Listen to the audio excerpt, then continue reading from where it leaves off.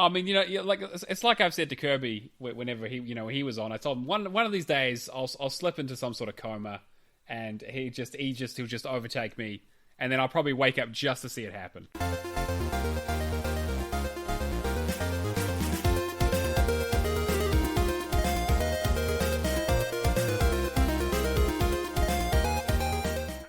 Hi everyone, this is Matt. Welcome to the Real Gamerscore podcast.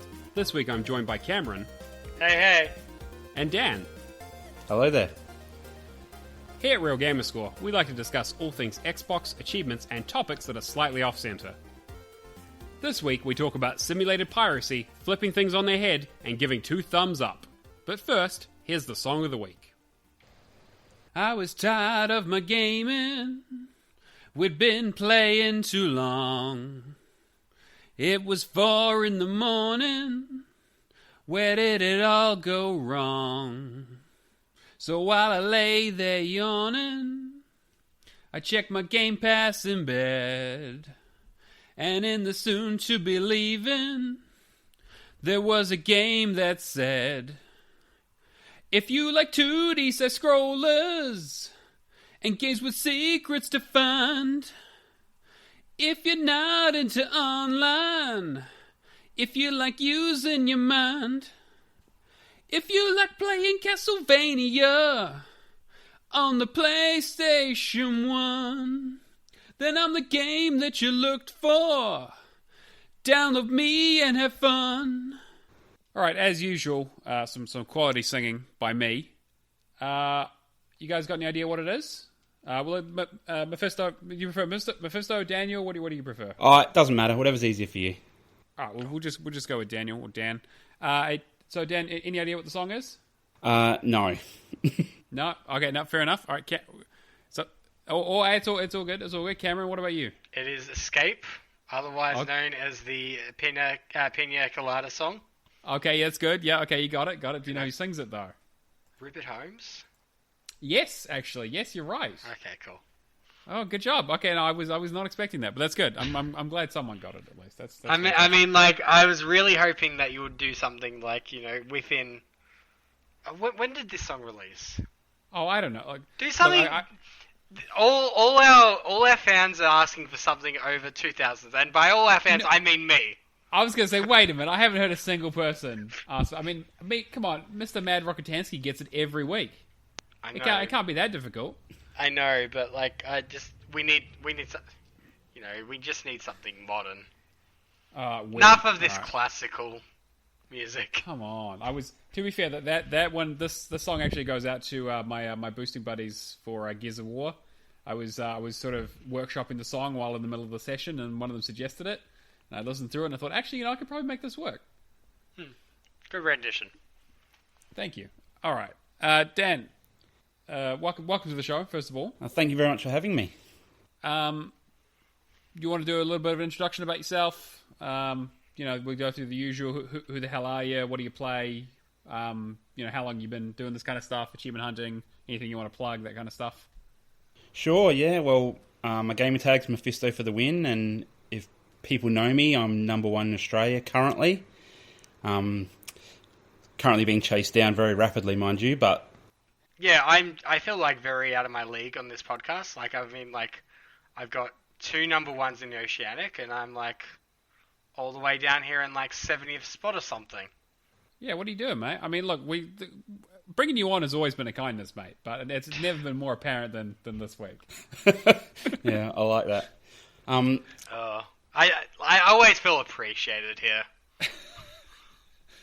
Always. We're all about the hugs here, mate. Yeah, so what about me, I suppose? I've been playing since the 360 days. I quite like the simulation genre, which I'm probably the only one that does, that achievement hunts. What else is there to really say, I suppose? I think I'm about 1.3 mil, so a long way behind you, Neo, but... not too far, but that's pretty good. I'm gaining on you, because you're playing... longer stuff. So maybe one day I might pass you. Who knows? I mean, it's like I've said to Kirby whenever he was on. I told him one of these days I'll slip into some sort of coma, and he'll just overtake me, and then I'll probably wake up just to see it happen. Yeah. Jeez, what? There's just so much discussion on the higher end these days of leaderboards, whether it be Graw or anything unrelated. Just like, what, we're just going to put every person in number one in a coma? Yeah, well, yeah, well. I mean, there'll be accidental comas, and then there'll be very intentional comas for certain individuals who I will not name. If the FBI are listening, that was a joke. I'm completely joking. Mercenary Adam is probably a fine individual. Fuck that guy. Yep. All right. And so, okay, so you've a lot of simulation genre stuff. Do you have any you started around the Xbox 360 genre? Did you play games before that? Were you a big gamer before that, or was this kind of a... Yeah, always been a gamer. Started young, Commodore 64, moved up into the Nintendos. Always was Nintendo growing up, and with the Xbox Live and my friends getting a bit older, we decided to go to the 360 and been on Xbox ever since, I suppose. Oh, fantastic. Oh, so you got a nice long storied history there. That's great. And I want to point out too, just being an audio podcast, just the amazing shelf of games just right behind your head as well. How many is there? There is 800 360 games on that shelf. Jesus. Oh, that's giving you a heart attack, isn't it, I suppose? There's I was only going to say, there's I'm a only minimalist. 2 other people that I've seen have even close to a collection like me. And every time it just makes me it just surprises me how people deck out their homes with the older to be honest, it's kind of a feature wall in my house because it's like the second thing, you come in the front door and just it's all there. I don't have a gaming room. I pretty much take up the lounge room. So yeah. Yeah. Oh, yeah. It's definitely a good talking point. Yeah, absolutely. And I'm kind of like you, Cameron. I go to all the EBs and pick up everything cheap when they do their $10 sales, $5 sales, and just keep picking them up. I may never play them, but I pick them up. So you've got 10 copies of Battleborn as well? I figured these days you could go and buy Battleborn by weight, right? They just put them on a scale, take them away, save them for the landfill. All right, well, I know who to hit up if I need to get someone else to help me out with a copy of Apache Air Assault. Don't worry, Kia. I do have it. Amazing. I know one other person who has that game. Testing you now. What is the rarest game that you believe you've got in your collection at the moment, then? The rarest game I have a few. I have El Chavo Kart, so that's pretty rare. My Horse and Me 2 is pretty rare. I have Every Party Chinese. I think that's the rare one. Yeah, there's a few others that are slipping my mind. Obut Petanque. That's the Boule game from France. Yeah, I collect, so there's a couple that I still don't... I'm looking for Superstar Karaoke, so if anyone has one to sell, let me know. That's the one I really want to get my hands on, which I haven't been able to yet. But yeah, I have a few rare ones. And then just so you said, simulation is sort of your leaderboard genre. Do you have a favorite in that really stands out? I love the Tropico series, so yeah, they're probably my favourites because they're just a bit of humour involved. It's city builder, but it's got the humour element. So I kind of like I suppose either one end or the other. So 2 Point Hospital, very humorous, very fun, or ultra realistic like the Train Sim Worlds and things like that. Yeah. It's either or. If it goes somewhere in the middle, I don't really like it, but obviously I still play it for the leaderboard. So got to do what you got to do. No, fair enough. All right, well that's fantastic. Well, thank you for joining us, Dan. All right, well, let's get into our housekeeping here. So, Discord, you might have heard of it because we talk about it every week. Discord.io/RealGamerscore. If you don't know what Discord is, it's basically a big chat room where you go on, talk about video games, talk about whatever. We've got a meme channel. We've got a channel for our Patreons, which we'll get to in a minute. And also it's where we have our competitions. Basically, if you want to stay up to date with what we're doing and what we've got planned and you want to get some people together for games and stuff like that, discord.io/RealGamerscore is a fantastic place to do that. So we welcome everyone with open arms. We've also got the Patreon, patreon.com/RealGamerscore. Basically, that's where you can give us some money on a subscription basis so we can help fund the podcast, server costs, allow us to do competitions, get equipment, that kind of stuff that we really, really appreciate. We've got a few different tiers, and we've finally come out with some new Patreon-only content. First time in, I looked at the last post was in April last year, so... it only just took us two. Yeah, exactly, Yeah. right? Oh, Kirby, what happened to all those outtakes, mate? So yeah, we finally got our new piece of content, Patreon exclusive currently. We'll see how it goes. We might release it later down the line for everyone, but we want to get some feedback from our patrons. I think what we should do is like wait a few weeks, maybe release a few episodes, and then just yeah. I'm see thinking what maybe people think. we might release this episode as a bit of a taster, so people get an idea of kind of what we're doing, and to sort of incentivize people to come on and give us some cold hard cash. But yeah, we've started our new show, LCA, Lights, Camera, in Action. Still think the name needs work. Oh, the name is fucking top notch, right? I don't want to hear it. All right, that's some creative genius. Basically, the idea is that Cameron and I both we meet up on before a movie. We talk about usually a video game movie. We're going to start with discuss. I've seen it. Cameron usually hasn't. We discuss what he knows about it, what I know about it. It's a bit of background about the video game itself and the game. With usually and potentially some commentary from people sitting next to me. Apparently, Alison made a gesture there. What did she say? Yeah, she was saying that she also has to watch the movie as well, so she's probably going to provide commentary every now and then. She has to suffer as well. All right, cool. Yeah, exactly, right? So, I mean, misery loves company. So, we're going to watch some video game movies. We'll talk about the video games themselves, a bit of history around how these movies got made and what we know about them. We'll watch the movie, and then we'll come back into a second part where we talk about what we thought of the movie, and I'm basically going to quiz / punish / discuss with Cameron. Bully / Yes, I mean, just being... / Cameron. Basically, I'm gonna shine the light in his eyes and say, okay, what do you remember? There is a quiz. What do you remember about the movie? And he's gonna get most of it wrong, and I'm gonna berate him. It's good fun. So we just recorded our first episode last week, and it just came out yesterday, I believe. Well, it'll be a few days after you hear this. We watched the 1995 classic Mortal Kombat. Cameron, what did you think of the movie? Just to give it a little bit of a tease, so people get an idea of. I'm just trying to think. If I was a 15-year-old teenager, like back in the 90s, I'd love this. All right, so okay, we'll cut it off there because we clearly know that he hasn't changed since he's 15 years old. So he clearly must be the best film he's ever seen. But yeah, definitely, if you're interested in the Patreon, we're opening this up to all tiers. So even if you're at like the $2 tier, you have access to this.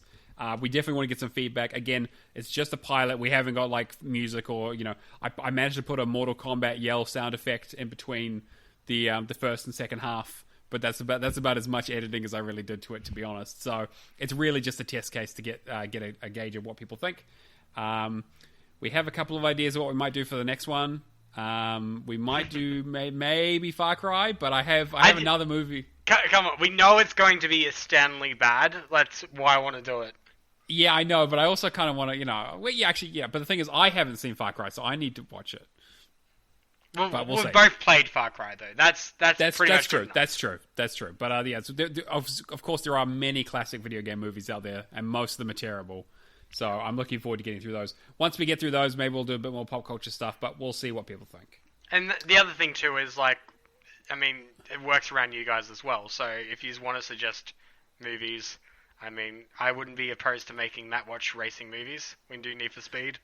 Oh, Need for Speed is definitely on that list. But again, remember, the idea is I want to bully Cameron, so make sure it's a movie that he definitely hasn't seen that I have seen, all right? So, no, we suffer together. Yeah, all right. This is a partnership. To the bloody end. And then, speaking of segues, we also have the Real Gamerscore Word Challenge. So, like we're talking about competitions, the main competition we're running at the moment is the Real Gamerscore Word Challenge, where we have a channel in our Discord where you basically have to guess what the game is. And each week or so, we release a clue, and that also jackpots the prize. So if you get it on the first week, you get $10, and 10 gets added to it every time a new clue is revealed. So if you want to make some money, you probably want to wait a little bit, but you got to be careful, because if you happen to have a pretty good idea what it is, someone might steal it before you get in there. Also, just for logistics' sake, as I always have to say, only post one game at a time. If you paste a whole list of them, it will not trigger. So basically, when you hit the correct game, a pop-up will show up, or it'll do a GIF, and it'll basically reveal to you that you've won, and Kirby will sort out some cash. Now, Kirby has set this up. We do not know what the game is, so do not ask us, because we have no idea. We want to win the money just as well. I don't care that that we run this podcast. I still want to put that cash right back in my pocket, because I'm the Monopoly man. So the clues so far is a episodic game. The second clue last week was 77%. No idea what that refers to. Apparently, it's not going to help at all. But this next clue might. So Kirby has just told me that the next clue is there are multiple protagonists in this game. So get your thinking caps on, but be careful. Again, if you put something in there that triggers some people to have some ideas, they might get there ahead of you. There is slow mode on the chat, so you can't just spam it. So think very carefully about your answers. Last thing you want to do is get something in the ballpark and then get sniped out from it. Oh, because that has happened. That has happened. But all right. Yeah. Well, with that housekeeping out of the way, let's move into the news. So we got a lot going on this week, so we will probably just keep it short with a couple of news stories here. But I have one. There was an announcement, I think it was a couple of days ago, around Aliens Fireteam. This new Aliens, rather than Alien, I suppose, franchise game. Do you guys know anything about this? I heard about it. I haven't had the chance to watch it yet, but knowing the Aliens franchise, this is either going to be the worst game ever made or the best game ever made. There's no in between. Yeah, so I mean, again, if you guys played a lot of the Aliens games in the past, I think I've played pretty much all of them. I just finished Alien Isolation the other week, and I've played through Colonial Marines. That is god awful. And then I played Alien vs Predator, which I think are the only three really that are on the Xbox. But there are a few others. There's had a long history of Aliens games over the years. This one, so apparently this one is looking more like a kind of Left 4 Dead inspired, like 3-player you versus the environment kind of shooter, where you have a bunch of like weapons and stuff. Like you play as the Marines from the Aliens franchise. Yeah, I don't know. It looks interesting. They just released a 25-minute gameplay video. People seem to be looking at it, but apparently it's third person. There are poor lighting, leaky pipes, drippy ceilings, motion detector sucks. Like kind of like, the usual kind of going into an area and hunting. I guess actually, you know what it reminds me of? Thinking about it, it reminds me of the extinction mode in Call of Duty Ghosts. I don't I've played Evolve before. I kind of get the sense of Evolve from it. But I mean, I'm going to go back and do Ghosts on both 360 and Xbox One this year, so it'll be interesting to see how that fares out. I'll have to watch some footage, really.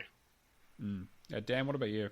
Well, if it's anything like a Left 4 Dead clone, I'll play it straight away. It's anything co-op is always fun. Even Colonial Marines was a tiny bit fun with friends. Yeah, absolutely. I'm just trying to think of the best co-op experience like that, and like recently, and the only thing that's coming to mind is World War Z to me. Yeah, well, I'm also something like I guess Strange Brigade is probably pretty close to this actually, considering it's third person. It's co-op. There's no it's you versus AI rather than any sort of is PvE, I suppose is the way to say it. I don't know. I'm definitely keen on it because I love the Aliens franchise, but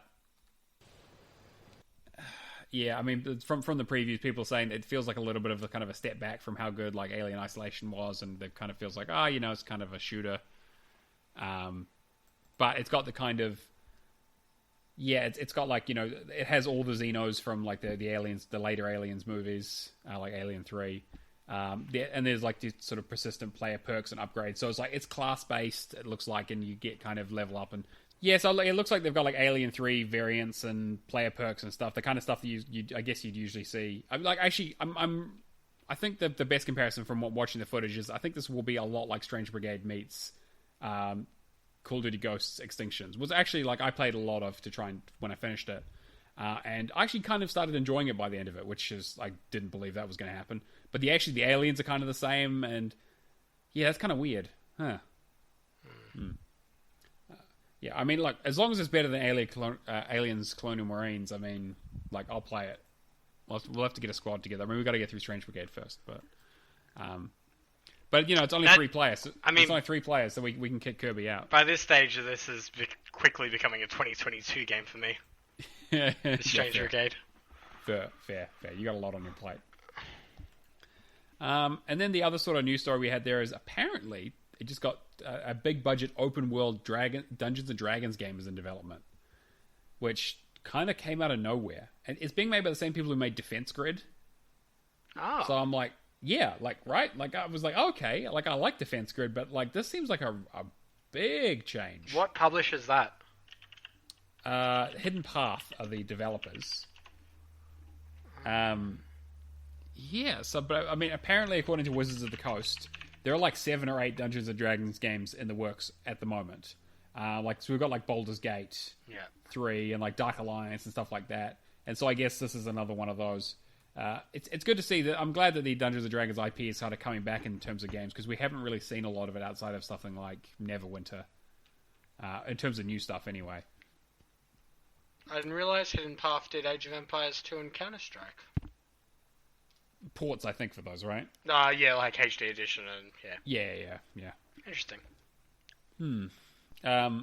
Yeah, apparently it's going to have, they're running on Unreal 4, they're going to have voiced dialogue writing skills, they're looking for someone. Again, so a lot of this is casting call stuff, they're saying, hey, we need these people to make this game, which, alright. It's taking place inside the Dungeons & Dragons franchise, which, alright, I don't really know exactly what that's going to mean, but I guess we'll see some of the characters. But apparently one of the, yeah, interesting. I don't know. I mean, there's so much material to draw from here. I don't even know where they'd start. Yeah. I don't know. I'm a big D&D guy, and it just seems like, I mean, like, I'm definitely interested. Like, especially like the open world aspect makes it sound like it's more of a, like, I'm picturing more like an Assassin's Creed with dragons in it, as opposed to the sort of standard Baldur's Gate, top-down RPG sort of stylings. Yeah.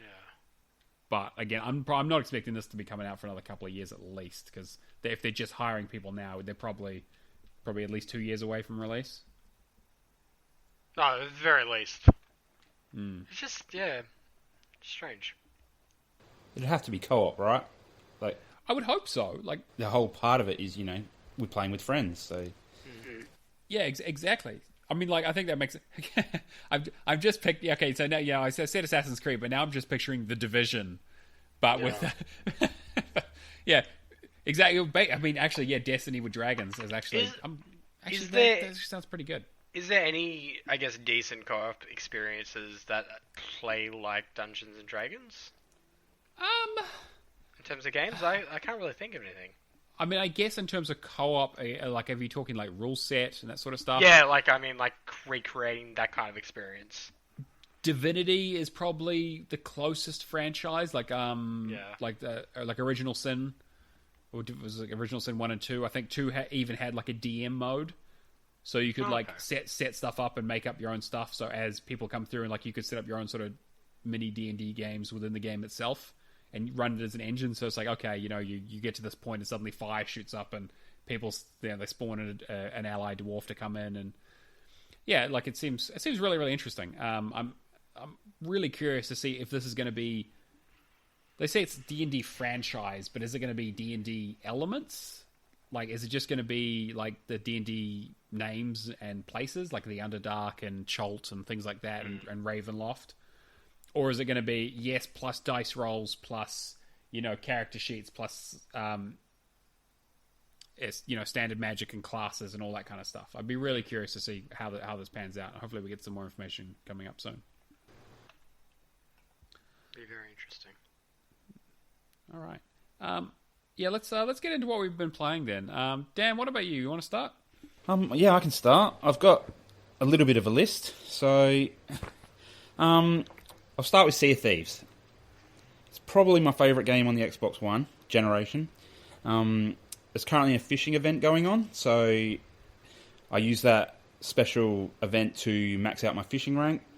So you have to catch, I think I've caught nearly 10,000 fish. Jesus. How many you need, roughly? I'm assuming you're catching them one at a time. You do catch one at a time. The good thing is you can find them in the world as well, so it's not always just catching, but if you're sailing, you can throw the line in and pull something up. That's also allowed me to get to plus 60 in all my other factions. You've got to get them to 75 now, so it's a long grind, but I think I can get there because I play it enough that I eventually will get there. What else? I was going to say, that's a pirate simulation game, right? Well, It's not classed as sim, but it is. Yeah, I try and stay away from the other pirates, though, because I'm not about that. I'm just trying to get my achievements and move on with my life. I wish I could lock a lobby down, but I don't have enough Xboxes for that. Just imagine if pirates just instead of hunting treasure, just hunted for achievements. How much of a different world this would be. Look at me. I am the booster now. That's right. What else? Taxi Chaos. I did that this week. That's probably a 4-hour game, maybe. Essentially, it's just Crazy Taxi, yeah? A worse Crazy Taxi. Oh, boy. It's... Like, I like the art style. It looks alright, but... The art style's good, and the world is actually pretty well made, and, you know, got all the shortcuts and things, and for the most part, it's an okay game. It's just the voice acting's bad, and there's only, like, 2 dialogues you hear, so every time you pick up a passenger, the next one's saying the exact same thing, and... Yeah, it's for what it is, it's not bad. I think it's a little expensive, so you have to wait for a sale if you're going to think about playing that. Not much else to really say there, I suppose. I did the latest Ratalatka, Thunder Flash. Just a shmup, very quick, very easy, not hard. Don't really need to say much more than that. On the road truck sim, there's just one ridiculous grind, 500,000 kilometres in one truck, which... think it's about 300 days driving non-stop, and that's if you don't crash. You can't... I don't think you could macro it or turbo it either, because there's fuel, and it's... Yeah. Yep. I don't know if anyone's ever going to pop that unless they change the requirements. It's just too much. Who's the publisher? Off the top of my head, I don't know. It's the same people that do Autobahn Polizzi, I think. Yep. So it looks like their kind of games as well. It just looks like that kind of world. For what it is, it's okay. It's I don't really know what to say about it. You just run cargo and that's it. It's in Germany, and they seem to be a lot of roads, so maybe it's most of Germany. I don't know. It feels like it when you're driving from city to city. So what is it about Germans? They just love their truck sims, eh? They just like it's like that, and their forklift simulators, and they just they just spend 8 hours working a job to go and then spend another 8 hours pretending to work another job. That's right. That's exactly right. And yeah, the driving's okay for driving a truck, I suppose. I don't know. I don't really know what to say, because no one that listens to this is going to play it. So yeah, it's going to be a stupidly long grind. I think probably almost the longest that'll exist on the console. So, other than maybe Prominence Poker, but yeah, I think it's just stupidly long. Alright, so there's one person that has 910. Yep. And then everybody else is below that. Yes. Yep. And I think they don't have... The only saving grace is if your hired out trucks count. And I don't know that yet, and I won't know until I hit the first distance milestone. And if that's the case, I can just turn it on and let them just run. They get around the map a lot faster than you can, so maybe... It's not as long as I think, but at the moment I think it's ridiculous, so I don't know if I'll ever finish it. Moving on, what else? Started Rogue Company this week. Oh, yep. Mad Eye Pad Eye, Rogue 1992, got me in there. They've been playing for a little while. 4v4 online, not too bad, but it just plays like a free-to-play game. I'm sure. Have you guys played it, Rogue Company? I've played a little bit of it. I mean, I've got to get the 100 wins and that kind of stuff. Yeah, it's a good game. It's not too bad. I will keep playing it because I had a lot of fun with the 4 or so hours I had on it. So I probably will try and complete that. It's not too hard, really. It's just 100 wins is the long one, and playing in a party. Hit me up for some matches sometimes. I can't seem to find any of my friends playing it. That's why I haven't really touched it. Yeah.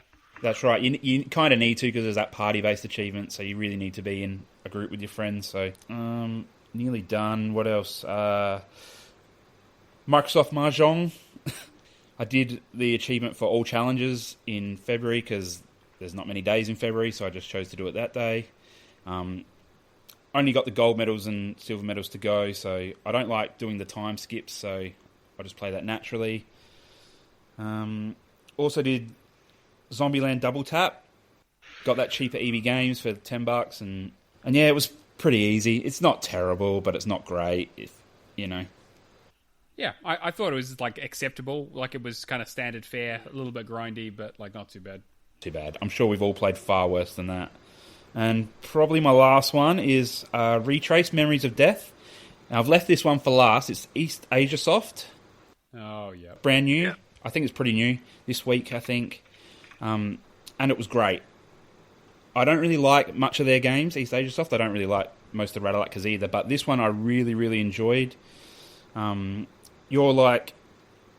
An event happens and you can kind of control who lives and dies through your actions, and it's kind of set in like a time loop. So if you don't, you got to keep like trying to progress through the game, and your friends will die if you do this, and you'll know that on your next run. So on your subsequent runs, you can do something different and try and get everyone to the end. But the story seemed okay from the bits I couldn't skip. Yeah, that's probably about it. It was. I would highly recommend it because it was actually, like I said, a pretty good game. And if you don't play it like I do, you'll probably enjoy it even more.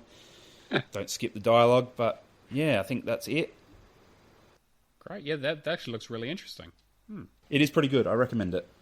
Oh, well, I might have to pick it up next year. All right. Any idea what kind of score you got this week? I did add it up. 7,970. Oh, that's pretty good. All right. Cameron, what about you, mate? All right. So what I've been working on since the last podcast, mostly been working on Wreckfest. It felt very grindy. There is one achievement in there where it tells you to complete all objectives in the races, which I misunderstood, thinking that it was all the star objectives. Is actually just getting the full coming first in a race. So 100. Okay. 100 out of 100, or if you're doing 8 races, 800 out of 800. The only reason I found that out is because the chef, our good friend the Wet Chef, joining the party, just to let me know because he had completed it, I think, the week or two prior. But I feel that achievement description is a bit misleading. Oh, definitely. Yeah, that doesn't sound... Saying that, at the same time, I got halfway through the last event and it popped early. Oh, even better then. So, I mean... Potato, it kind of works. Sure. Saying that, you can grind up to level 50 quite easily, just pretty much swap everybody else to a lawnmower, and you just to a heavy, some type of heavy vehicle, race around, set it up for 60 laps, and set your damage to realistic. Most of your opponents would just take themselves out. And then I was easily getting half a level off that every 2 to 3 minutes. So, oh wow, okay, quite a quick boost at the end of it. But that was quite nice. We finished off Call of Duty Black Ops 1. Yep. Thank fuck for that. So I ended up 2 parts of this. We pretty much finished up the zombies, finished off the Shangri-La Easter egg, as well as doing the ground control achievement on Moon. Shangri-La. Thank you, Kiku. Shangri-La, quite honestly, the worst map in my opinion. Yeah, but actually, it went very smoothly though. We were very lucky. We had some very, very good luck on that, which I was very happy about. I've done the Easter egg I think 4 times over the last 3 weeks. So now I've I know what to do if Adrian tells me, but him and Keo pretty much keep everything to themselves, and that's all good with us. We can just go and train a zombie somewhere and die. I was going to say we were babysitting the legless zombie. Pretty much it. Other than that, we did ground control on Moon. I think we got to round 25 and then constantly kept on dying. Yeah. And then Adrian carried us hard. So Kiku, he had to get to I think was it 27 or 28? I think it was 28 where he finally got it. Pulled it off. 28. There was so many close encounters there where it was just alright, this is it. We've probably wasted 2.5 hours. We'll try again another night, but no, he managed to pull it off. And then from that, I ended up going through, not last night, the night before, and redid the entire Black Ops 1 campaign on Recruit, just to cover the intel. And I think, the middle of this game, I completely forgot some of the missions with Hudson and all that, and they're really bloody good. Yeah, that game, most of the Call of Duty campaigns are pretty good, but I think Black Ops is probably one of the best. Black Ops 1 specifically, I think is probably the best FPS of all time, in terms of story. I still think the original Modern Warfare is probably slightly better, but only by a little bit. Like, there's a few other games that I would say are strong contenders to that, like Spec Ops: The Line, and I've never really been the massive fan of Modern Warfare, but I think it's just the gameplay more than the story in that regard. Fair. Anyway, so we did that. I've been working on Dirt 5 quite a bit, just as a side little project. Not really much to say other than the fact on Xbox Series X, it's one of those games that just looks amazing. Saying that is very weird for me to be playing a racing game that shares similar songs to Forza Horizon 4. It's just like the overlapped. I'm trying to think what the song's called that they used in the Xbox Series X marketing. Can't think of the name, whatever, but it plays throughout that quite regularly as well.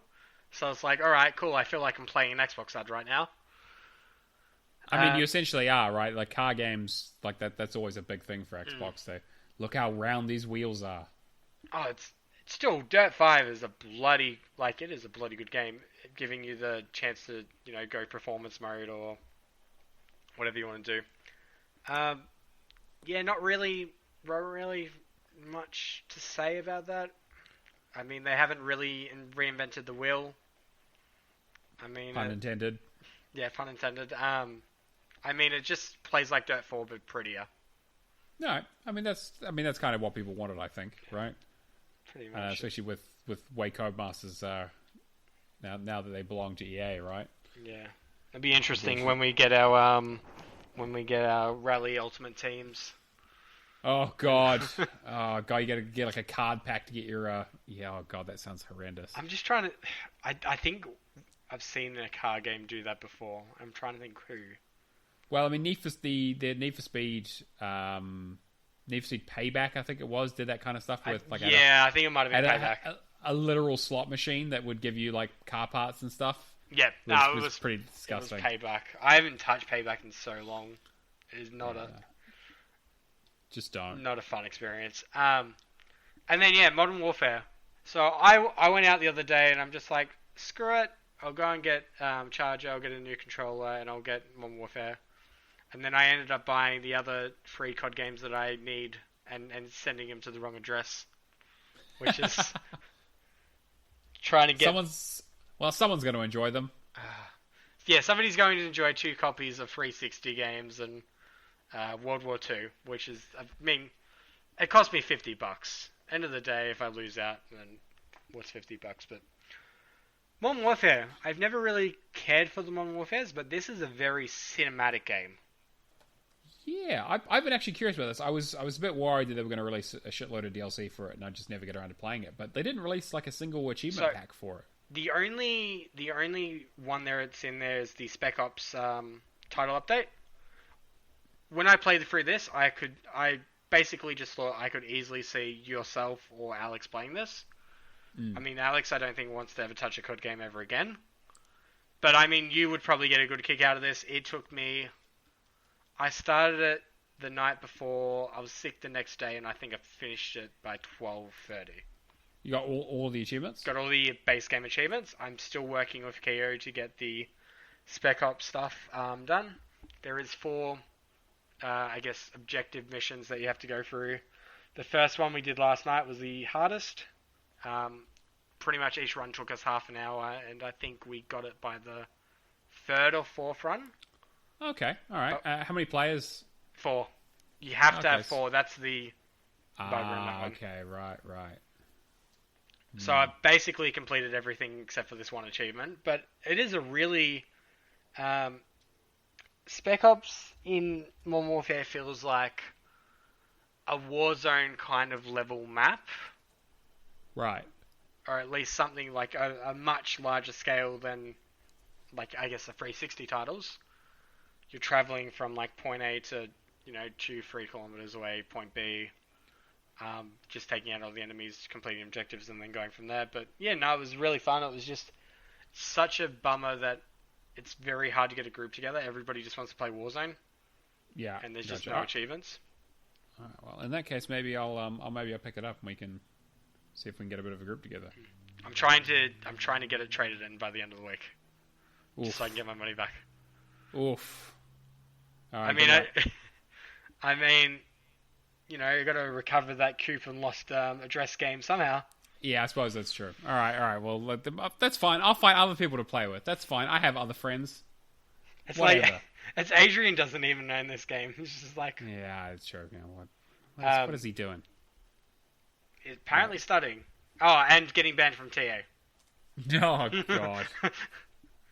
Also, yeah, save Windows Phone achievements. Yes, yeah, we probably should shout that out. Kiku has been going out and spamming a bunch of people to get people to go to the forums, the Windows forums, and basically talk about how the Windows Phone sync is not working, and put some support behind it. He's had a lot of people comment on there. I've gone in there and done it. Cameron has as well. Even if you don't really care about Windows Phone's achievements, this is definitely getting some eyes on it. So we're trying to get as much, raise as much of a stink as possible, because it really does need to be fixed. It's really just unacceptable. Think about it this way too. If we don't do anything about this, essentially 200, 300 games become discontinued. Yeah.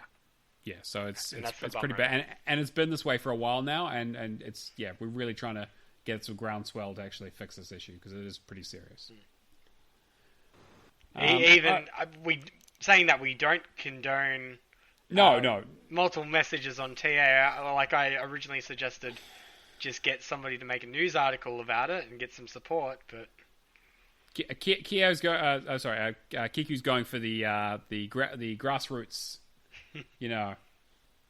lobby together. Let's protest. Exactly, man of the people. Getting his union ready for a strike. Yeah. But anyway, what does that put you at for this week? 2,180. Oh, that's not bad. That's pretty good. I mean, seeing that I've been working on just racing games and COD.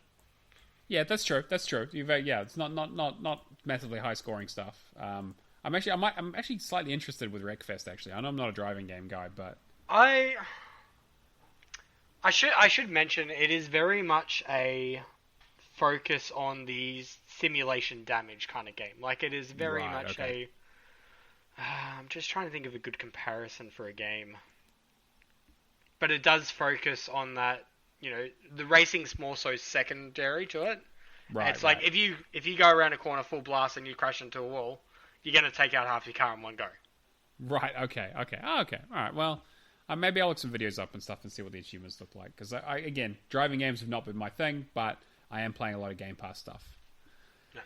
I should mention one other thing too.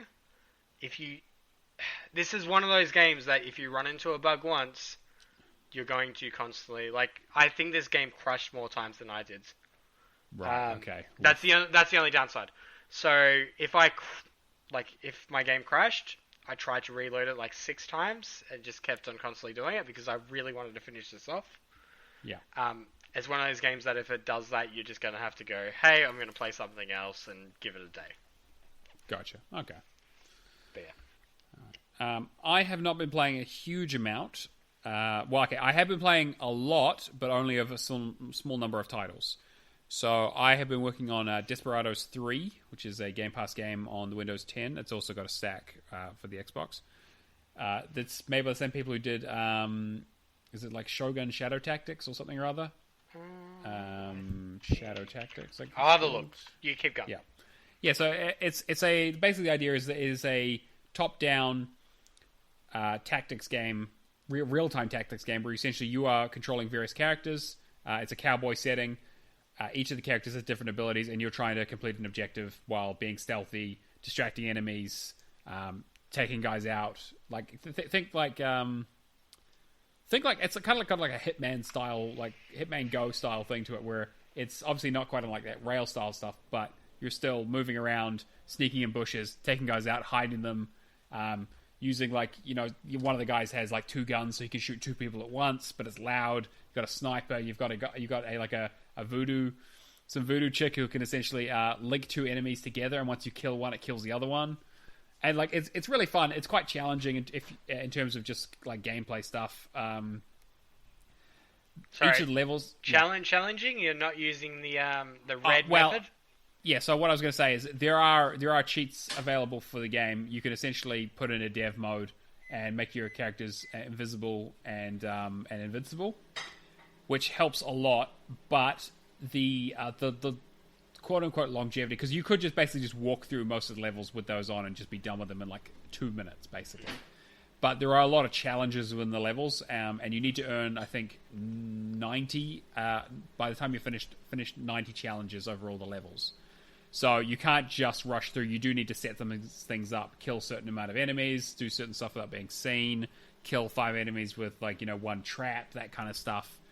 And it's kind of up to you to figure out how to do those things within the environment, because it's a lot of environmental stuff around. Okay, I'm sneaking through this area. I see that there's a sign here that hasn't been nailed down well. I need to get one of my guys to whistle and draw enemies to that area, or even better, knock someone out and drop him down there, and then cause an alert so they all run over to look for me, and then drop the sign on a bunch of people, or take out a bridge, or whatever you need to do. It's a really, really great game. It's like, if you were playing it without the cheats, it's hard. Like, it's really tough and unforgiving. It's they even say in the tutorial, they're like, this game is made for like quick save, quick load. Like, if you have not quick save within a minute, a pop-up comes up on your screen to remind you. So it's like it's like bang, bang, bang, bang, bang. So it's about like trial and error, like rapid. I'm enjoying it. I'm on like mission 10 or so. I'll probably do the Xbox version of it at some stage, but I just kind of wanted something on my PC to play while the TV was being used for Animal Crossing. Definitely do the PC version first, because I'm pretty sure at EB it was like $5-10 on Xbox. I mean, it's on Game Pass for both, I think, anyway. So I mean, like, if it leaves Game Pass, I'd rather get Windows done. Sure. Yeah, absolutely. Yeah. I always try to get my Windows games done first. Long-time fans will know that I have a bit of a painful past with Lost Odyssey. So for those who don't know, Lost Odyssey is a turn-based RPG that came out in 2008. It was part of Microsoft's initiative to try and get Japanese games onto the system. They had a few games. They had this. I think it was like Last Remnant and Blue Dragon. Oh, and Eternal Sonata was the other one. Not Last Remnant. Last Remnant came later. So they came with these games to try and get JRPGs onto the system, to get Japanese interest in the console. It didn't really work, but they got some really, really good games out of it. I finished Blue Dragon and I finished Eternal Sonata years ago. I've done the stack for Eternal Sonata. And I finished Lost Odyssey basically when it came out. Like, I bought it like day and date. That game is fantastic. Like, I love it. It basically reminds me of Final Fantasy X without the branding on it. Like, it has everything. It's a true turn-based game, no active time battles. You have a relatively large party that's somewhat customizable. There's an interesting skill system. Like, anyway, if you don't know about this game, definitely check it out. I think it was like they gave it away for free for a while. It was one of those 4-disc games. It's got quite a bit of content in it. And the English voice acting is actually really, really good. Like, if you're a JRPG fan, you probably already played this, because it's basically probably the best JRPG on the platform, on the 360 at least. It was given away for free in celebration of reaching 300 games going Xbox One backward compatibility. There you go. Right, there you go, yeah. And so I'm playing this backwards compatible. My problem is that I had this on my original 360 way back in the day, which had a hard drive failure. After I'd finished the original 1000, so I hadn't backed it up because I was like, cool, I'm done with the game. They brought out a DLC pack about a month later that adds an endgame dungeon. So I have had to start from scratch and build up a new character, build up a new save, and basically try and push my way through it. Thankfully, I can skip through most of the cutscenes because I know the story already. But there's a lot of game to get through. It's a 4-disc game. So I am part of the way through disc 2 at the moment. I'm having a really, really good time with it. There's a really great walkthrough on TA for it. Thankfully, one of the achievements is the Treasure Trove achievement, which is probably the most annoying one. Where, you know, when you go around in video and like JRPGs and like you go and find like a pot and you like press A on it and it's like, oh, hey, you got like a potion or something, right? Or it's like, oh, there's a tree here you kicked and like 10G fell out of it or something. I'm Link with pots. I just break them. Sure, right. But so basically, like JRPGs, it's kind of a trope where it's like, there's like little mini items everywhere if you want to go around and collect them. The Treasure Trove achievement is that you have to get every single one of those in every area of the game. So when I did this back in the day, I had to follow a video guide because I was like, okay, where does he go? Does he get an item there? Okay, stop. Copy. And it just took forever. Thankfully, the guide on TA is really, really good. It has maps. It has everything. Lets you really know about the missables. But I'm having a great time with it. And I was going to put some more time into it until I heard the news this week that Bloodstained Ritual of the Night is leaving Game Pass on the 15th of March. And if you've heard Song of the Week, that's the song I'm singing about. That's the game I'm singing about. I'm having a fucking fantastic time with this game. I'm a big fan of the Metroidvania style games. My only issue is with them is they usually have some sort of like speed run achievement or some sort of no death achievement or some ridiculous nightmare mode stuff that's just complete bullshit and ruins the whole game for me. This has none of that. This is like play through the game once. Yeah, there's a lot of collectibles to get or like a lot of grinding to get all the items and stuff, but like this game's great. Like I've just beat the final boss, like got the true ending, explored 100% of the map. I put about 20 hours into it over the last 2 or 3 days. So I've been playing this game a lot. It is amazing. It's basically everything Symphony of the Night was plus more. Essentially it was Symphony of the Night. It's the same guy who made it. And yeah, the boss fights are good. The art style is great. The music is just banging. It has like alternate endings. There's like secret dungeons and like secret bosses.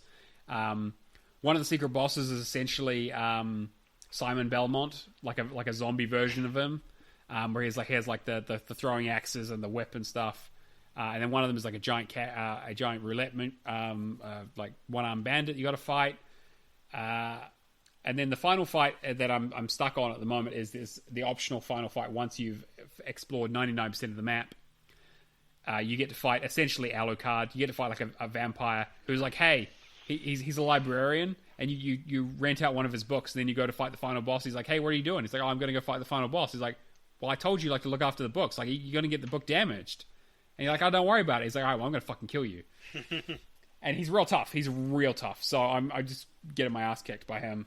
But it's like that, and then grinding out. I need to get all the shards and that sort of stuff. It's a great combination of like the later Castlevanias where you play as, I think his name was Soma, where he absorbs the abilities of your enemies, plus all the equipment stuff from the Castlevania games, plus like the broken abilities. So, spoilers, towards the end of the game, you get the ability to, instead of getting like a fly ability, you essentially get the ability to turn the entire map upside down. So you're like, oh, hey, I can't reach that ledge. I'm just going to flip the entire map and fall towards it and then flip gravity back the other way. It completely breaks the whole game because you're like, oh, look at all these challenges and like all these puzzles. It's like, nah, just flip it upside down. Don't worry about it. Just drop through the whole level. What game does? I'm trying to think of another game. There's another game that does that whole flip. Yeah, well, I mean that was kind of what happened in Symphony of the Night. Is that if you got to like the final boss and you killed him, that was it. But if you got the secret ending and you realize that actually there's a portal to the whole castle being inverted. And you get to play through the entire castle again, but now you need to... All the architecture also works upside down. So that's kind of a reference to that. They were like, well, we want to do something like that. Yeah, but like... And then also I got I also now have an infinite jump ability as well. So I can just keep jumping upwards if I need to anyway. I got a teleport ability. Like, as you get towards the end of the game, the game's just like, oh yeah, all these abilities that you've unlocked will just break everything. You can switch them off if you want, but why would you want to do that? So, like, it makes exploring really fun. It makes the grind really fun. The enemy variety is kind of great. There's weird giant cats with unicorn horns that just kick the shit out of you. There's, I had to fight, like, a Labrador, like, dog head that is, like, a giant one that takes up the size of the screen and just kind of tries to bite you. But if you like any of these kinds of games and you haven't played this for some reason, get on it right now. It is incredible. I'm having a fantastic time. I'm going to try and finish it probably this weekend. There's still quite a bit of grinding to do. There's like a whole cooking system. Now, there's so many systems in the game. Like, there's a thing where it's like, oh yeah, you can plant stuff to get like corn, rice, or potatoes. You can cook stuff for side quests to give to someone, but also, so food heals you, but the first time you eat a food that you haven't eaten before, you also get a permanent stat increase. There's all the equipment stuff. There's like alchemy, like smithing. You upgrade your shards. Like, there's systems upon systems upon systems, but it never feels overwhelming. And you can basically play it in so many different ways. And there's so many like broken builds that you can put together where it's like, I've got a flame cannon that essentially just takes up like 180 degrees in front of me and just blasts anything that gets even close, like a giant shotgun. I've got a shield that blocks literally any attack. I've got like a teleport thing that can put me behind any enemy. Like, it's just like mix and match as much as you want.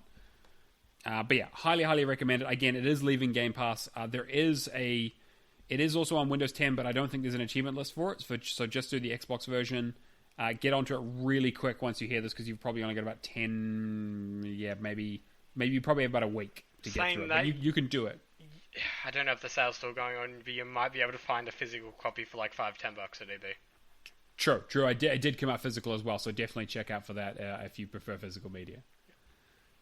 But yeah, so that's me. Sorry, that's just I had such a great time with that game. I was going to go back to Lost Odyssey because when you were mentioning the achievement to basically get every pot in the game, yeah.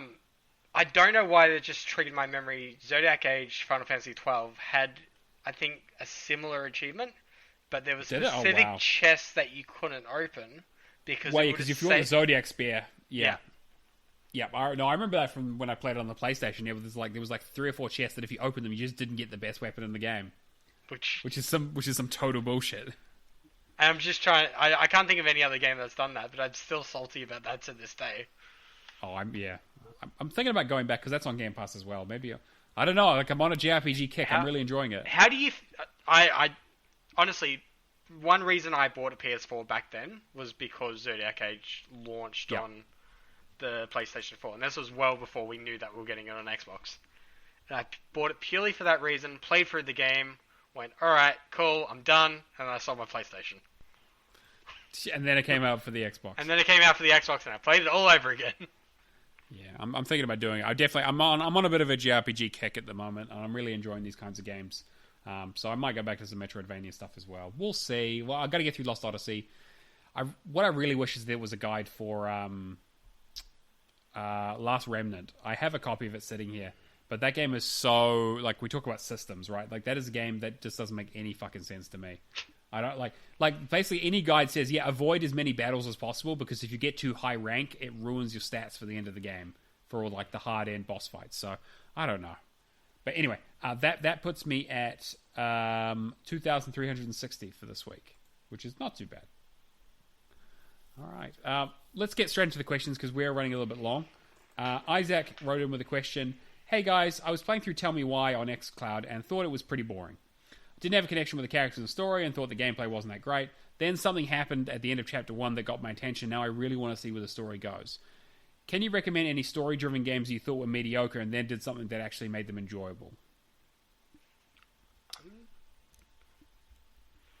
I'm trying to think.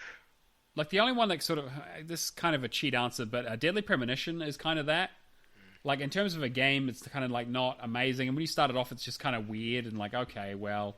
It's just kind of like a murder mystery with, like, a guy... But also there's kind of some weird stuff going on with, like, zombies, but maybe there isn't.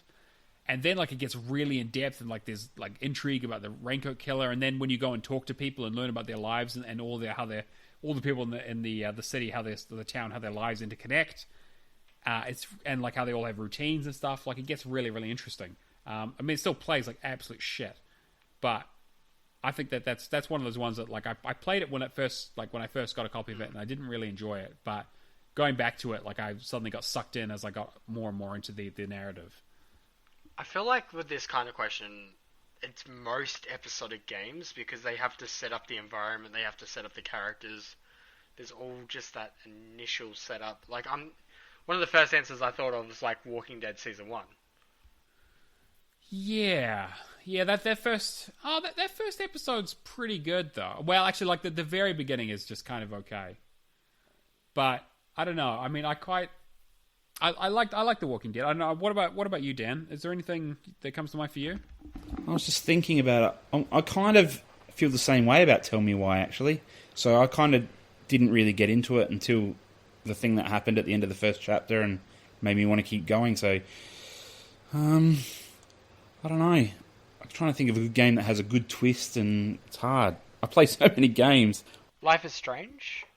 Yeah, I didn't like that. It's probably a good answer, actually, Life is Strange, because I really didn't like it until maybe the last 2 episodes, till things really ramped up. I thought, the girl with the powers, it's not really... I'm thinking, yeah.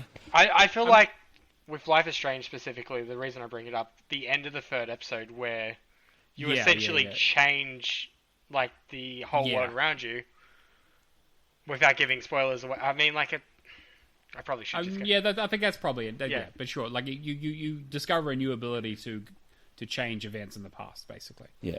I suppose the only thing I can really think of is Firewatch, and I'm thinking of it for the opposite reason. Because I really loved Firewatch the whole way. Loved it until the last, 10 minutes, and then I hated it. Oh, see, I mean, that's the thing. Like, I'm a sucker for narrative. Anyone who's listened to the show knows that, I'm... Like, gameplay, great, but, narrative is where it's, that's what I play video games for. Watch cutscenes? Disgusting. Exactly. I don't skip through dialogue. I watch cutscenes. I love all that stuff. Firewatch was, fantastic for me in terms of, you think it's a big mystery. I mean, again, I don't want to spoil it, but it's okay, intrigue. You know, this. And then you get to the end, you're like, oh, wait a minute. And then, if you think back, and you go back and you kind of piece it together, you're like, oh, okay, yeah, actually, that, I guess, yeah, that kind of makes a little bit of sense in a way. Again, it's disappointing, I suppose, but because there's so much going on, and there's an underlying mystery, and you didn't know what was going on exactly, and then you get to the end, and it's all unveiled, and you're like, Yeah, I'm sorry, Isaac, but I'm just I'm a sucker. I love narrative stuff, and stuff grabs me usually pretty quickly in terms of narrative. Life is Strange, I loved pretty much immediately. Firewatch, I really enjoyed. Anything? What Remains of Edith Finch. Any of those sort of walking simulators or sort of episodic, more narrative-focused games, I'm usually in from get-go. If I'm not in, I'm usually totally not in. For example, Walking Dead Season 2, I wasn't feeling it at all, and it just did not get any better. Season 3 was kind of okay. Season 4 I quite like. Actually, Season 4 actually might be the answer for that. Michonne was very... Yeah, Michonne was alright. But I think 4 is probably a good answer for this, because getting into it, I was like, oh, okay, it's more of the kind of same. I don't really like... CJ or whatever his name is. I don't really like him as a character, and it's just kind of boring. And then once it starts setting up who the characters are, and you get a bit more into why this is happening, I'm like, oh, okay, this is actually kind of coming together. I've actually thought of one. Sorry. Yep. Oh, yep. Soma. Oh, yeah, yes. So, yeah, actually, yeah. The start of Soma is definitely a slow burn. Yes, and then that really ramps up towards the end, and was great. Just the last little bit made it great to me. That ending. Oof. That's right. Great game. Cameron, anything else? I'm trying to think of a proper answer for him, but I mean, like most of us, it's if we don't like it, myself, when I'm saying this, I'll turn it off. I'll go play something else. Whereas in you guys have your tag. Weak. Whatever. Complete the games. I'm trying to think back how I felt about Wolf Among Us? Yeah. I had a mental blank, and I was going to say Wolf on Wall Street. No, what? Slightly different game. There's a lot more cocaine and hookers in that Telltale adventure. I don't know. They seem pretty much the same. Yeah. Just one's a little bit more hairy. Yeah, sure. I'm trying to think how I felt about the start of that, because I felt that was a little bit slow paced in the first episode. But then I think a little bit. Rest, I think most of that can be said about just any episodic game, though. It's the setup. Yeah, the Telltale always try to end those on a cliffhanger, right? Mm. I mean, shit, Guardians of the Galaxy, the very first episode ends with you killing Thanos. It's messed up. Even then, I played I first hour, then I'm just this is boring. I mean, to be fair, Guardians of the Galaxy I think had some good moments in it, but probably was one of the weakest stories overall. Yeah. Great music though. Anyway, let's move on to our next question. So from some JW8846, would you rather game without an arm or without thumbs? So with this, the top of the subreddit for Xbox One this week was I think it was ex-military in the US, lost one arm in combat. Right. And it was basically just showing off how he could do FPSs. Cool. So no, without an arm then. Without an arm's the easy answer, I reckon. Thumbs are real useful, for everything. Or it's without thumbs. So when you go down the game, you have to take your thumbs off. You can use them for everything else, but you just have to They're just like, no. I mean, if it was just without gaming, then come on, people who use bananas. Going back to the conversation earlier, people who use bananas as controllers before. People have bet Dark Souls with a Guitar Hero controller. Like, adaptive controllers, there will be a way. It will just be slightly more expensive. Yeah, exactly. And Dan, I assume that's... What do you think? I think I'd rather be without my thumbs. I think it's probably more easier. For me, anyway. And then he's also asked a follow-up question. Would you rather be a god at hack-and-slash games and beat-em-ups or a god at first-person shooters? I was just going to say, I was just trying to think of a simulation game that you don't have your thumbs. Just use eye tracking for everything. Personally, I think first-person shooters... Like, I think I'm above average at FPS. I mean, so I was going to say I'm already a god at FPS, so just hack and slash would be nice, you know. I mean, I'm not. But like, I've gotten through most of my. If you look at my games that I need to finish collection, you'll find a lot of them are hack and slash or beat 'em ups that I'm fucking shit at. So I could definitely use a little bit of help in that department. What about yourself, Dan? I definitely would probably rather be a god at first-person shooters. I'm average at best, so maybe I could monetize that. Actually, that's probably the right answer, right? It's like, yeah, I'm just going to win every Counter-Strike tournament of all time. Yeah. Achievement hunt on the side, and that can be my new job. Yeah, actually... Just esports star. We need to get Dan on more often. He's got all the good answers to this stuff. I didn't think this through at all. All I was thinking was, oh man, I get to finish all these games. Could be fucking rich. All right.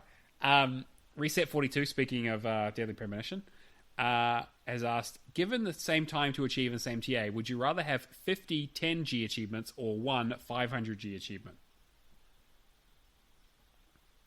My answer for this depends on the achievement. Oh, okay. Because to me, this is pretty much a case of how much time investment. Like, there is stuff that I am very proud of on my tag, like Flawless Raider in Destiny 1. Yeah, okay. Yeah.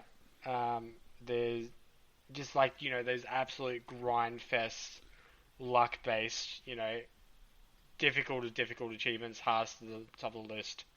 Lasso Master, the Halo MCC is another one. Just to me, it doesn't matter on the points. It matters on, I guess, the difficulty of it and just the reputation behind it. And I mean, those two achievements too, co-op experiences. True. Flawless Raider, I think I did like back in 2015, and I still know the blokes that I did it. I haven't talked to them in quite a while, but. So you definitely want the 50 different achievements for 10G rather than one for 500, even if they're the same time in TA?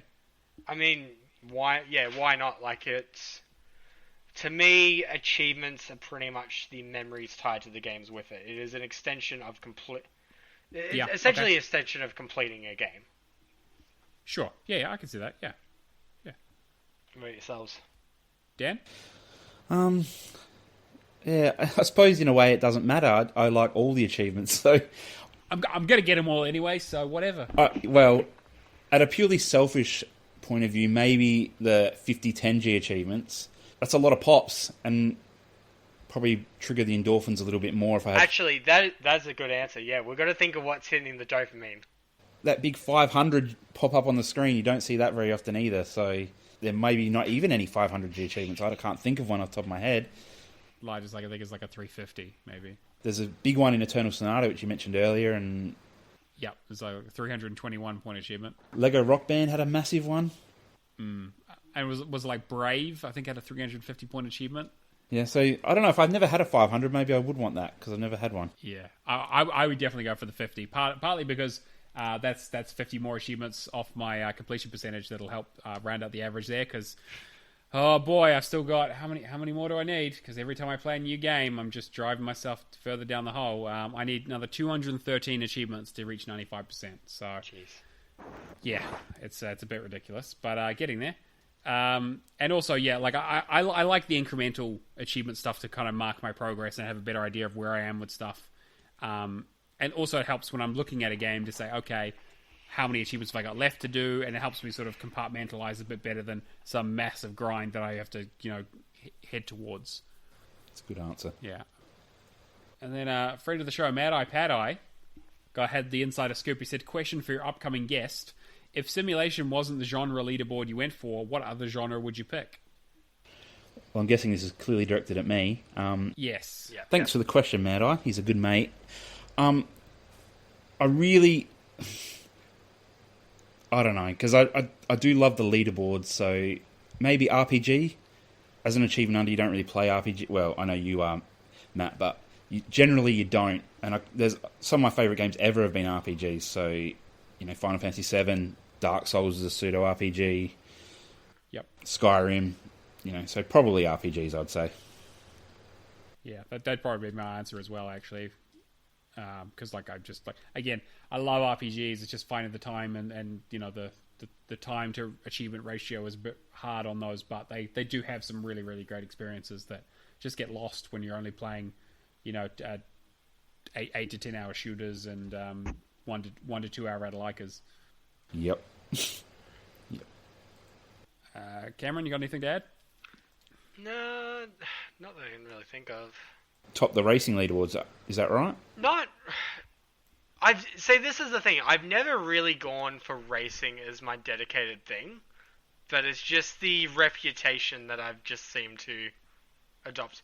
Because traditionally, I thought of myself as more in an FPS, going with COD. Really? I mean, if I had to pick a game for you, it'd be Forza Horizon every time, right? I mean, yes, but traditionally, going back to the 360, that's when I competed in esports tournaments. That's when I did, Call of Duty Black Ops 2 had the most perfect multiplayer system, in my opinion, with the Pick 10 system. Yeah. And when we did regional tournaments, that was absolute fun, just beating people with a riot shield. Oh, you were that dickhead.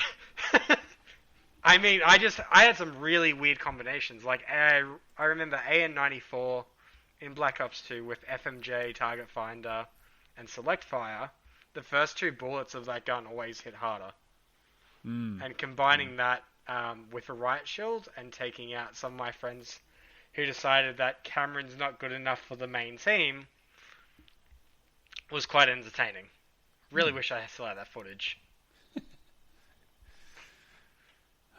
All right. I forgot you're an MLG pro sometimes. I'm definitely not a pro. I never said that. I'm pretty sure we'll run the tape back. Clip of the week. Cameron's clearly a pro. We've also got a question from CJ. Question for your upcoming guest and then panel. Thank you, CJ, for extending it out to us and thinking about us. Do you think you have enough years to get the try this one, Jeff achievement?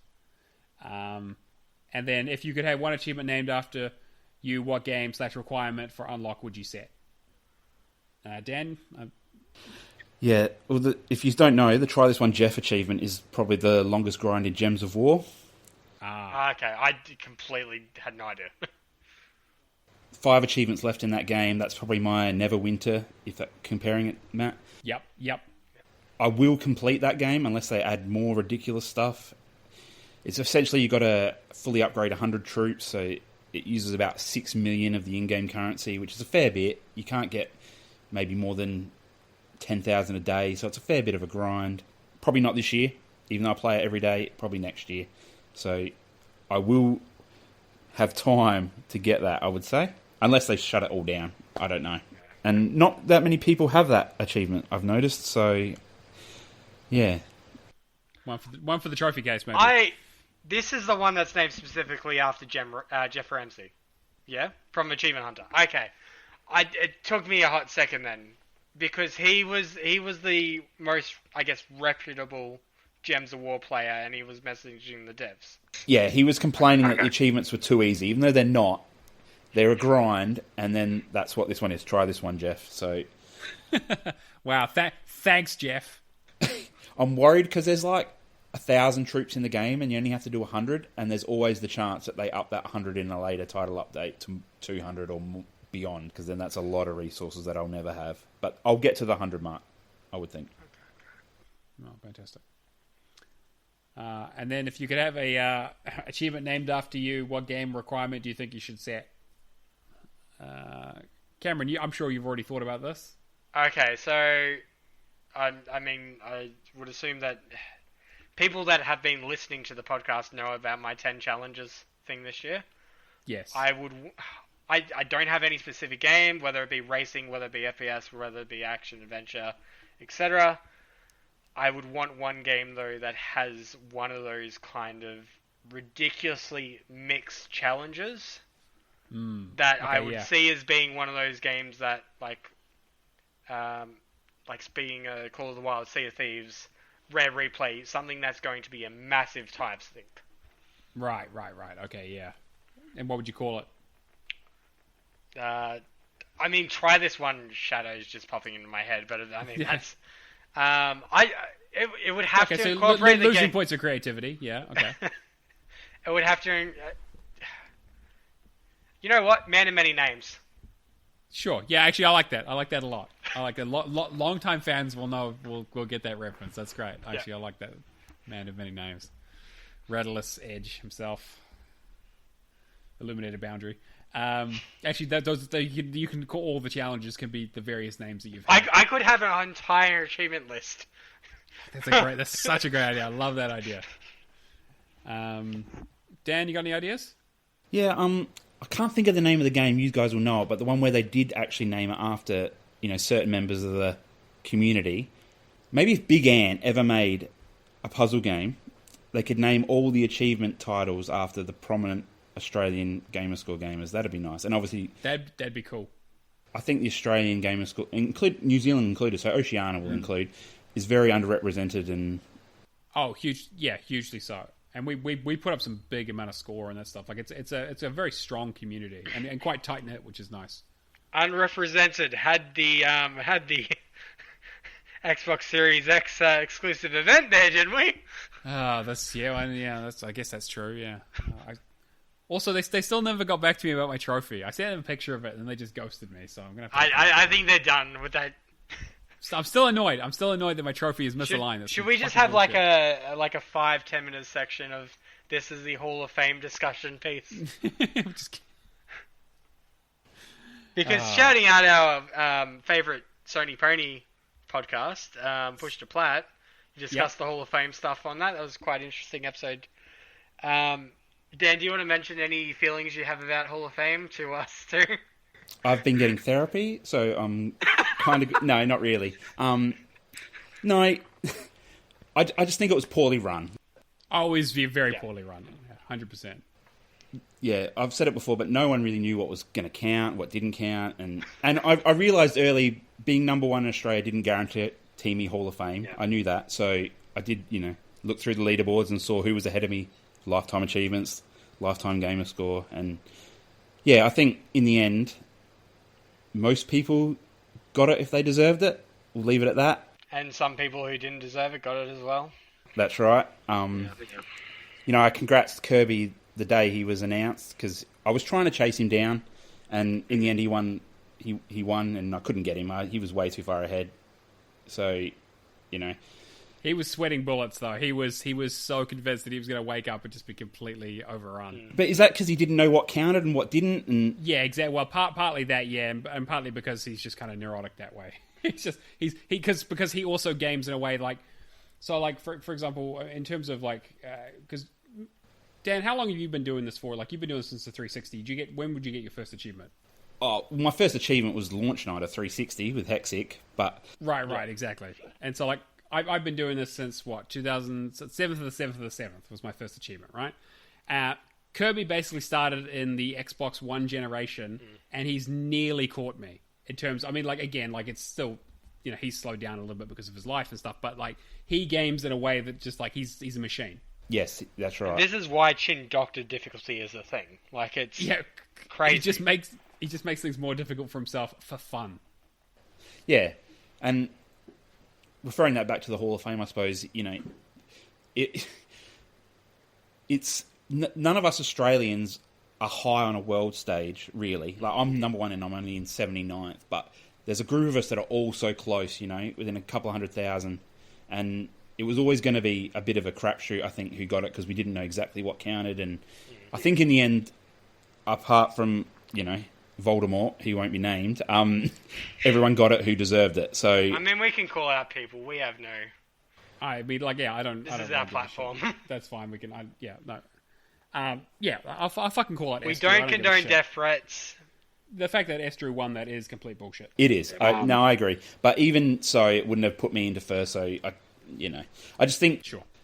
I don't know him, but I think Eden Weeks would have got it, and I feel bad for him. I think I've said it before. So I feel kind of bad for him, but in the end of the day, I think looking back on the whole thing, it's good that the achievement community got recognised a bit, even if it was all a bit messed up. So hopefully. Moving forward, they do more things like this, but we'll wait and see.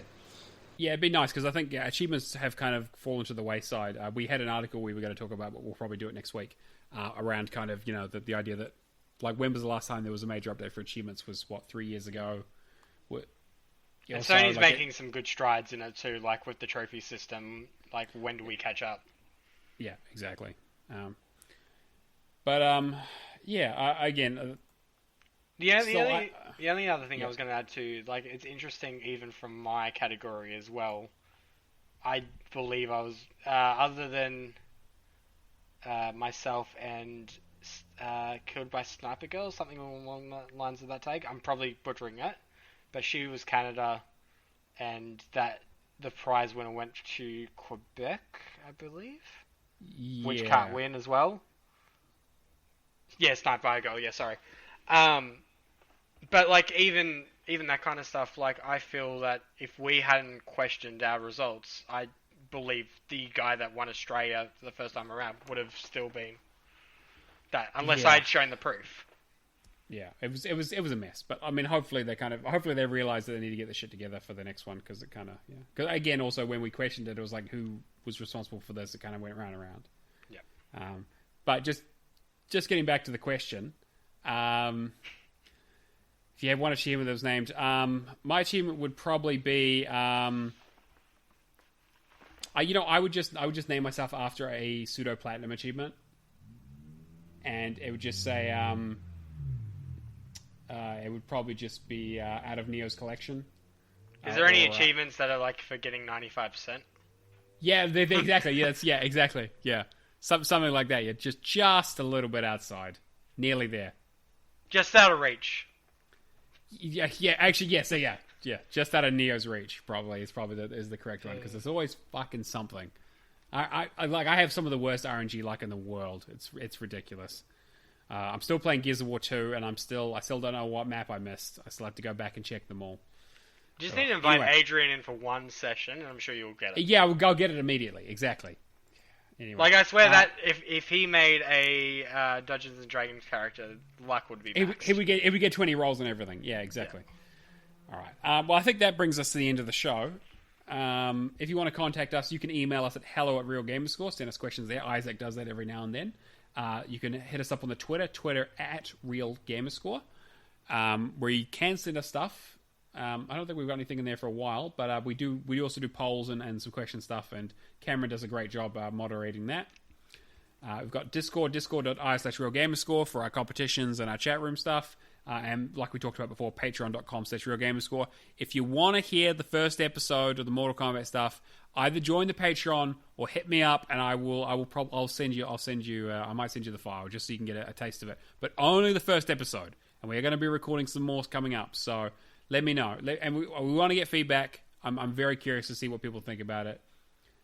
And then I don't want to hear feedback too, because I've already heard 3 times today, like, so you watched the Mario Brothers movie, yeah? You watched the Mario Brothers movie, yeah? I mean, look, mate, it's the first time someone calls you a horse, you call them a jerk. The second time someone calls you a horse, you punch them in the mouth. But the third time someone calls you a horse, buddy, maybe it's time to go shopping for a saddle, you know? Like, maybe Mario Brothers has got to be the movie. If 3 people have asked you about it already. Yeah. We'll save that for episode 100. Yes, exactly. And also, if you're interested in being a guest on the show like Dan was, make sure you send us a message and we'll see what we can do for you. We'll do a bit of some testing of your audio and that kind of stuff and work on some timeline stuff. We do record at kind of weird hours because we're here in New Zealand and Australia, but we usually make it work. If you want to help out the podcast, subscribe to us on your platform of choice. Leave us a review. Tell your friends. Word of mouth is always the biggest way. I talk about it in my boosting sessions all the time. I cram it as organically into conversation every time, especially on Fridays when I go, oh, I'm recording tonight. I'm going to talk about this, this, and this. You should listen. And they're like, what are you talking about? I'm like, shut up and listen. But yeah, and then subscribe to us on YouTube, Patreon. You guys understand how all this works. If you want to get in contact with me, you can find me on Neomaster on pretty much everything. True Achievements, Discord, Xbox, Smoke Signals, Message in a Bottle. Carrier pigeons? Well, yeah, but no carrier pigeons at the moment. We're trying to socially distance. But if you have a mechanical pigeon of some sort or a paper airplane, that is also acceptable. Dan, where can they find you? I'm basically just on True Achievements. I don't use any of the other socials very much, but yeah, Mephisto for the win on there. You can message me. I'll reply to anyone who messages. So yeah, that's about it. Fantastic. Cameron? And you can find me under Shadowless Edge on TA, Xbox, Discord, going in quite a few different servers these days.